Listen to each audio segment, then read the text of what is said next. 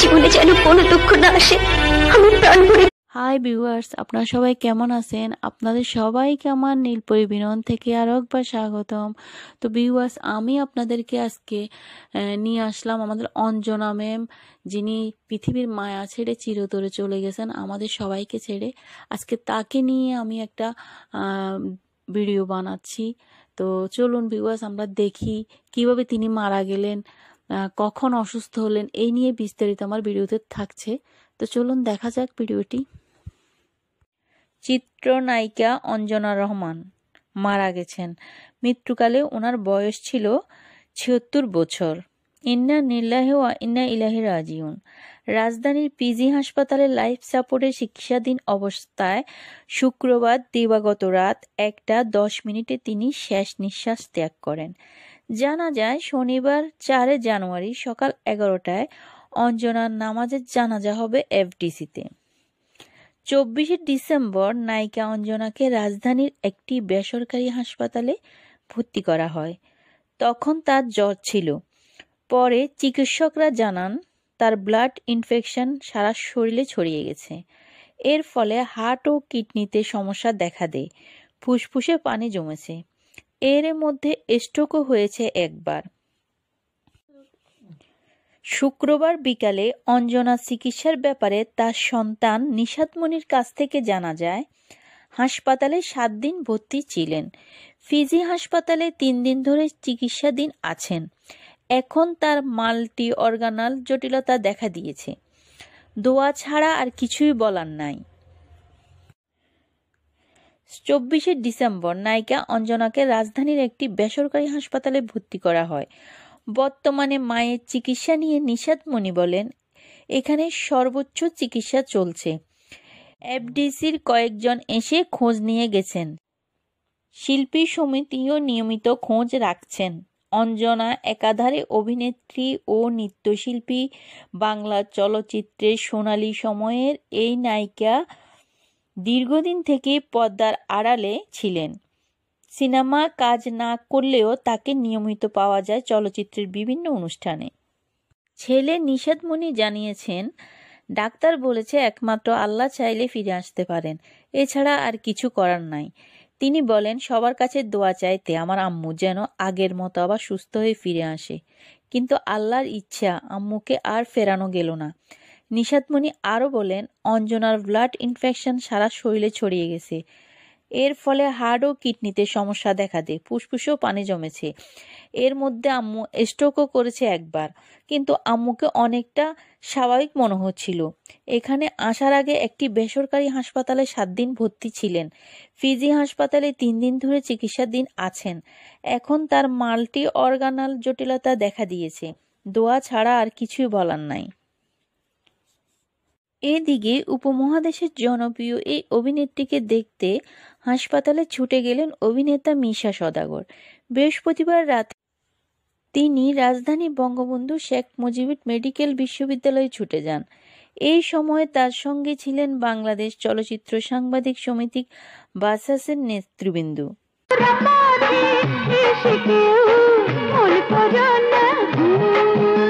জানা যায়, হাসপাতালে ভর্তির আগে টানা ১৫ দিন জ্বরে আক্রান্ত ছিলেন এই নৃত্যশিল্পী। একটা সময় ওষুধ খেয়েও কাজ হচ্ছিল না। পরে চিকিৎসকের কাছে নিয়ে যাওয়া হলে পরীক্ষা নিরীক্ষা শেষে জানা যায় তার রক্তের সংক্রমণ ধরা পড়েছে। এরপর চিকিৎসকের পরামর্শে দ্রুত হাসপাতালে ভর্তি করা হয় অঞ্জনাকে। আমরা এখন অঞ্জনা রহমানের প্রতিবেশী, যিনি তার পাশের বাসায় মানে একই ফ্ল্যাটে থাকতেন, তার মুখে কিছু কথা শুনবো। যখন অঞ্জনা ম্যাম খুব অসুস্থ ছিল হাসপাতালে নেওয়ার আগে, তখন আপনি কি ওখানে ছিলেন বা ম্যাম কিভাবে অসুস্থ হলেন, যদি আমাদের দর্শকের উদ্দেশ্যে একটু বলতেন।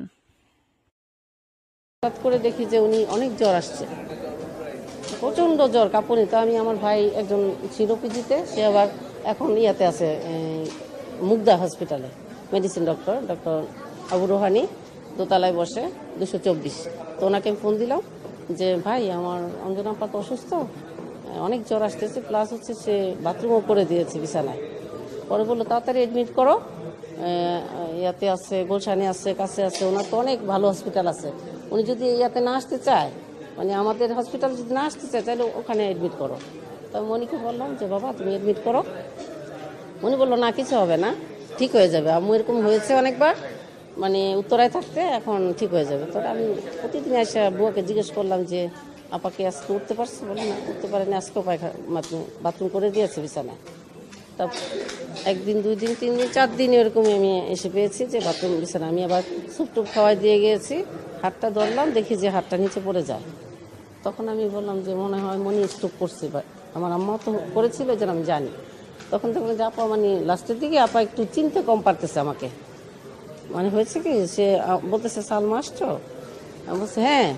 পরে ঘাড়ে বসায় ধরে স্যুপটা খাওয়াই দিলাম, বসতে পারে না।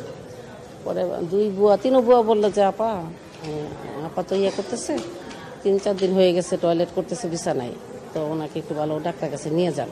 আমি তো মনিকে বললাম। পরে লাস্টে রিপনকে বললাম, রিপন আবার আসা যাওয়া করে না, কিন্তু জামাই মেয়ের জামাই, তো ও এতটা জানে না, মানে হ্যাঁ হ্যাঁ মানে রিপন যথেষ্ট সহযোগিতা করেছে। আর মনি হয়তো বয়সটা কম দেখে এতটা বুঝে না। আর আমি বলছি মনি অ্যাডমিট করো, আমি যাবো তোমাদের সাথে, বা আমার ভাই আছে ডাক্তার, উনি পরিচিত আছে, বা তুমি হ্যাঁ চিত্র জগতে সবাইকে জানাও, ওনারাও তো হেল্প করবে। পরে মনি বলে আমি জানাবো না, তোমার এত টেনশন করা লাগবে না। পরের দিন আসলাম, বলে আম্মু ঘুমাচ্ছে, যাও তুমি তুমি তোমার কাজে যাও, আম্মু ঘুমাচ্ছে। ওই দিনের অবস্থাটা মানে খারাপ ছিল। পরে আমি একটু উকি দিয়ে দেখলাম যে আপা ঘুমাচ্ছে, কিন্তু 5-6 দিন প্রায় বিছানায় বাথরুমটা টয়লেট করেছে।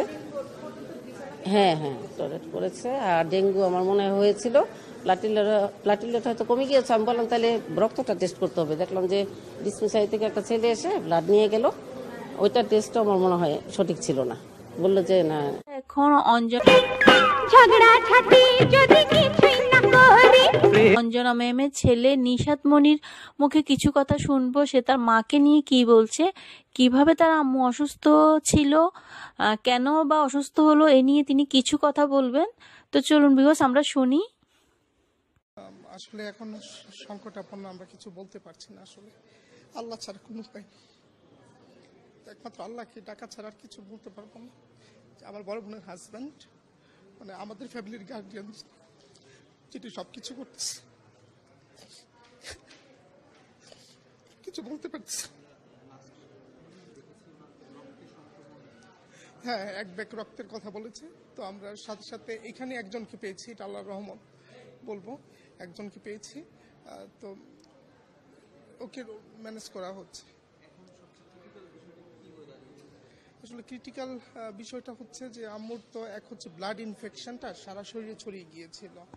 ওই ইনফেকশনটা ছড়ানোর পরে কি হয়েছে, যে হার্টে প্রবলেম হয়েছে, কিডনির ক্রিয়েটিন বেড়ে গিয়েছে, তারপর হচ্ছে লাংসে পানি, আবার একটা মাইল্ড স্ট্রোক হয়েছিল। কিন্তু আম্মু এতটা স্বাভাবিক ছিল, কথাবার্তা মুভমেন্ট স্বাভাবিক ছিল যে আমরা বুঝতে পারিনি। যেমন পরশুদিন আম্মু বলতেছিল হাসপাতালে যে বাবা আমি আইসক্রিম খাবো, আমাকে বলছে যে বাবা আমি আইসক্রিম খাবো, আইসক্রিম। আর 2 দিন আগে ভাইয়া গিয়েছে, ভাইয়া তো সব কিছু করছে, রেগুলার যাচ্ছে। আমার ছোট মাসি, মানে ছোট খালামুলি যেটা আসছে, তো দেখছে। তো আম্মু পরশুদিন ভাইয়ের সাথে কথা বলছে, ভাই জিজ্ঞেস করছে যে মা আপনার শরীরটা কেমন। আম্মু বলতেছিল যে বাবা আমি ভালো আছি।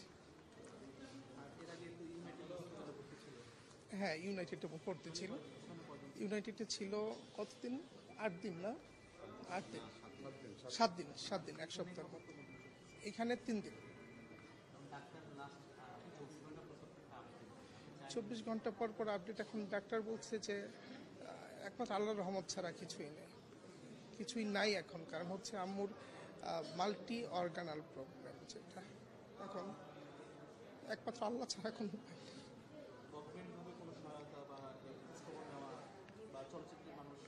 না আমরা শিল্পী সমিতির কাছে কৃতজ্ঞ, শিল্পী সমিতির সম্মানিত সভা। তো আমরা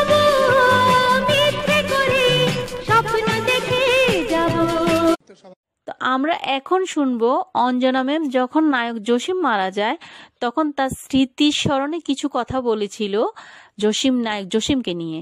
তো তিনি তখন নায়ক জসিমকে নিয়ে কি বলেছিল আমাদের অঞ্জনা ম্যাম, আমরা একটু শুনি, চলুন।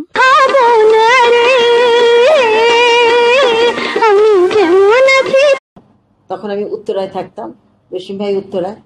আমি গিয়ে যখন দেখলাম যে জসিম ভাই শুটিংয়ে যাবে, গোসল টোসল করে একটা পাঞ্জাবি পরেছে, শুয়ে রেখেছে ওখানে ফ্লোরের মধ্যে। আমি জিজ্ঞেস করলাম মানে সবাইকে যে কি হয়েছিল। উনি পেপার পড়ছিলেন, নাস্তা খেয়েছেন একটু আগে, নাস্তা খেয়ে তারপরে পেপার পড়ছিলেন। পেপার পড়ার পরে নাসরিন চা নিয়ে আসছিলেন। তো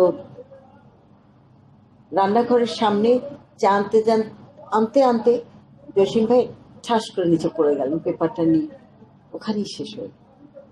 চা তো খাওয়া হলোই না, সবাইকে ছেড়ে চলে গেল। ওখানে সবাই শোনার সাথে সাথে সবাই চলে আসছে ওই মুহূর্তে, যতটুকু সময় পেয়েছে আসার, রাস্তায় যতটুকু টাইম ততটুকু সময়। আমি আর এফডিসিতে আসি নাই সেই সময়, মানে আমি কাঁদতে কাঁদতে আমার অবস্থা এমন হয়েছে, আমি আর এফডিসিতে আসি নাই। সবাই নিয়ে এসেছিল এফডিসিতে, সবাই যারা যারা ভালোবাসেন জসিম ভাইকে। আসলে জসিম ভাই সম্পর্কে বলতে গেলে আমি ভীষণ আবেগী হয়ে যাই, এর জন্য যে আমার প্রথম ছবি দস্যু মনোহর, সেই ছবিতে কিন্তু উনি ভিলেন ছিলেন। হ্যাঁ, উনি ভিলেন ছিলেন। তো